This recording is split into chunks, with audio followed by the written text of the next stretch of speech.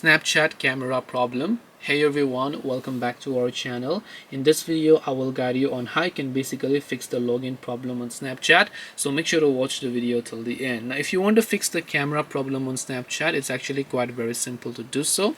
Let's say you're trying to open the Snapchat application but you are not being able to for some particular reason. Snapchat app is not being able to use the camera application or maybe take a snap or whatever else you're asking it to do. Now the way you can solve this is pretty much very simple. All it is saying is that Snapchat is lacking the camera access.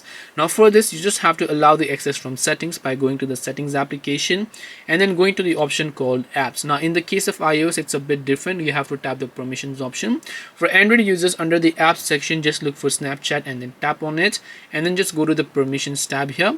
When you go to permissions, here you'll find the camera problem. Tap on camera, select the option called allow only while using the app. If it's set to don't allow or ask every time, set this to allow while using the app. Once it's done that, Snapchat will be able to use a camera and as a result you'll be able to fix the camera problem. Also make sure your device is updated, your app is updated to the latest version. Hope this video was helpful. If you have got any questions, feel free to also leave them down below.